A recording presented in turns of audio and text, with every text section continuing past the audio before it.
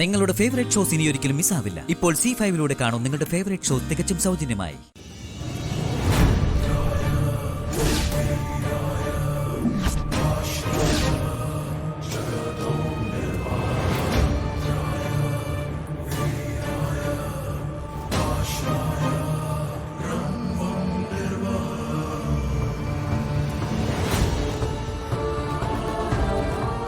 അജയൻ,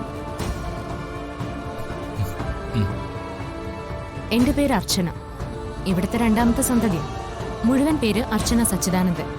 പറഞ്ഞാ അറിയും, ഒന്ന് ഓർത്തു നോക്കിയേ.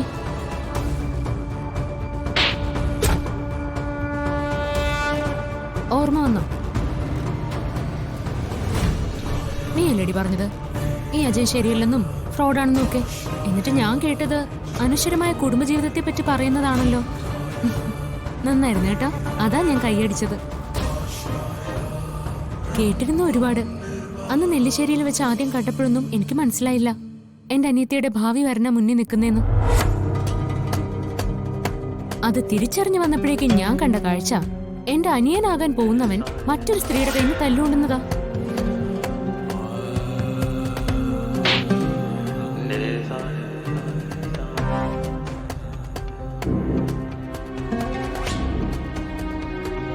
അപ്പൊ തന്നെ ഞാൻ ഇവളോട് വിളിച്ചു ചോദിച്ചു, ഇങ്ങനെ ഒരുത്തനെ നിനക്ക് ഭർത്താവായി വേണോന്ന്. ഇവൾ പറഞ്ഞു വേണ്ടാന്ന്. അങ്ങനെ ഇവക്ക് ഇഷ്ടമില്ലാത്ത ഒരാളുമായി എങ്ങനെ നിശ്ചയം നടത്താനാ? കൊള്ളാം, ഞാൻ കരുതിയതിൽ സ്മാർട്ടാണ് ഏട്ടത്തി. ഏട്ടത്തി കൂടി എതിരായ സ്ഥിതിക്ക് ഒരു കാര്യം ഉറപ്പ്, ഈ വിവാഹം നടത്തിയെടുക്കാൻ ഞാൻ വല്ലാതെ ബുദ്ധിമുട്ടും. വേണ്ട അനിയ, നീ എന്തിനാ ഇത്രയും ബുദ്ധിമുട്ടി ഇവളെ കെട്ടാൻ നോക്കുന്നേ? വേറെ എത്രയോ പെമ്പിള്ളേരുണ്ട് ഈ നാട്ടില്. അവരാരെങ്കിലും പോയി നോക്ക്. ഇതിനെങ്ങ് വിട്ടുപിടിക്കേ. അത് പറ്റില്ലല്ലോ ഏട്ടത്തി. മനസ്സ് വല്ലാണ്ട് ആഗ്രഹിച്ചു പോയി. ഇനി വലിയ പാടാ. ഏട്ടത്തി ഇതിനെ സമ്മതിക്കണം. എന്നെ ഇവിടെ അനുഗ്രഹിക്കാൻ വേണം. അനിയൻ വന്ന ആദ്യമായിട്ടൊരു കാര്യം പറയുമ്പോ ഞാൻ എങ്ങനെയാ പറ്റില്ല എന്ന് പറയുന്നേ? പക്ഷേ പറ്റില്ല അനിയ.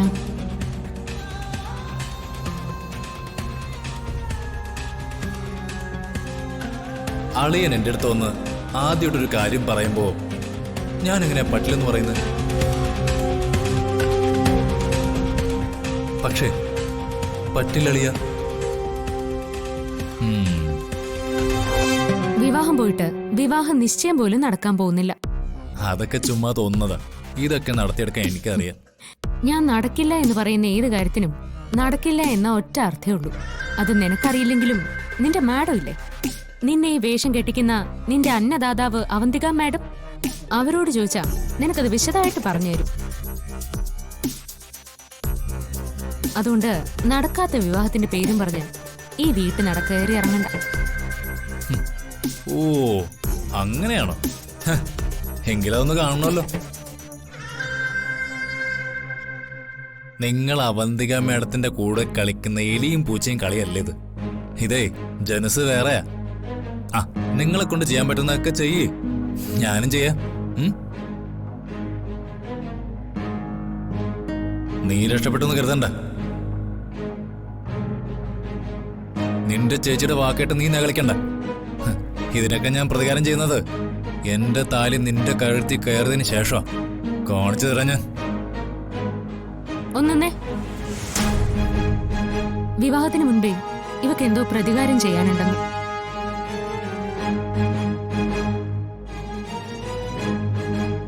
നമ്മുടെ അനുവാദം ഇല്ലാതെ ഒരാൾ നമ്മുടെ ദേഹത്ത് കൈവച്ചാ എന്ത് ചെയ്യണമെന്ന് അടിയാച്ച് നമ്മളെ പഠിപ്പിച്ചിട്ടുള്ളത്?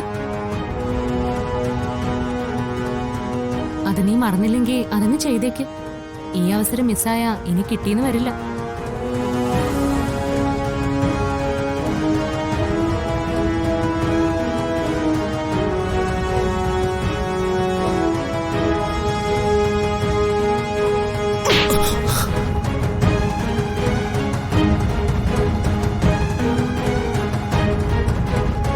അർച്ചന എല്ലാ കാര്യങ്ങളും എല്ലാവരോടും പറയുന്നു പറഞ്ഞിട്ടും അന്ന് ചെറുതായി പോലും ഞാൻ ഞെട്ടാത്തതും ഒന്നും പതറാത്തതും എന്താണെന്നറിയോ?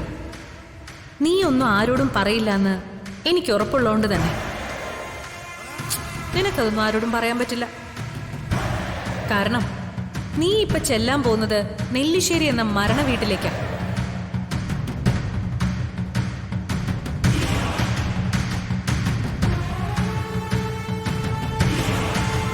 അന്ന് അവര് പറഞ്ഞത് വെറും വാക്കായിട്ട് തള്ളിക്കളയാനാവുന്നതല്ല.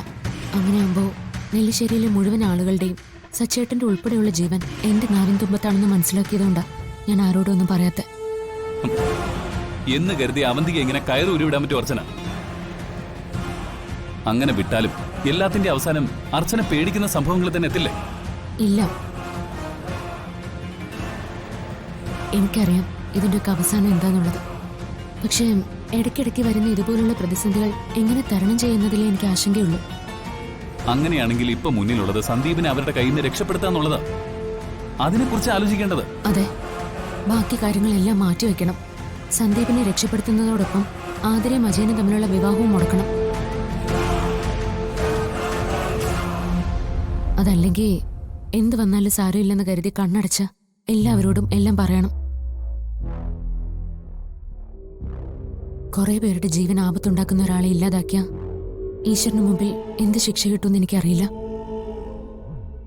അർച്ചന പറഞ്ഞു വരുന്നത്? അതെ, നിവൃത്തിയില്ലാതെ എല്ലാവരോടും എല്ലാം പറയേണ്ടി വരുന്നതും അവന്തിക മരിക്കുന്നതും ഒരുപോലെ തന്നെയല്ലേ ഡോക്ടർ? പറഞ്ഞു വന്നത് ഇത്രേ ഉള്ളൂ. എന്നെ കൊണ്ടൊന്നും ആയില്ലെങ്കിൽ അവന്തികയെ ഞാൻ കൊല്ലും.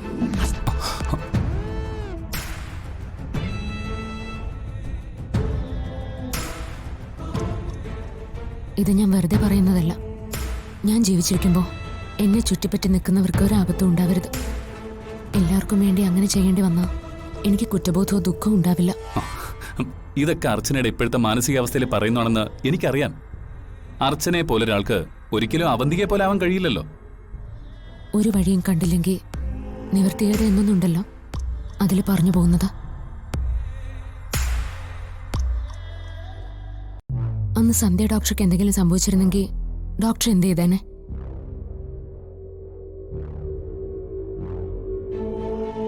എനിക്ക് പ്രിയപ്പെട്ടവർക്കാർക്കും അവന്തിയെ കാരണം ജീവിതം നഷ്ടപ്പെടരുത്. എന്റെ അനൂപെണ്ണ് വല്ലതും സംഭവിച്ചിരുന്നെങ്കിൽ ഞാനിപ്പോ പറഞ്ഞതെല്ലാം ചെയ്തു കഴിഞ്ഞേനെ. അവന്തിയെ ഇല്ലാതാക്കിയ കിട്ടുന്ന എന്ത് ശിക്ഷയും ഏറ്റുവാങ്ങാൻ ഞാൻ തയ്യാറാ.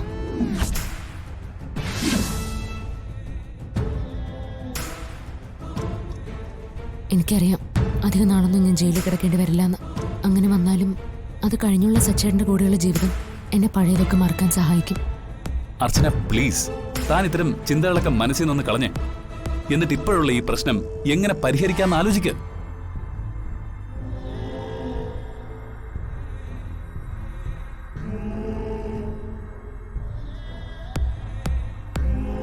ഞാനൊരു വഴി പറയാം.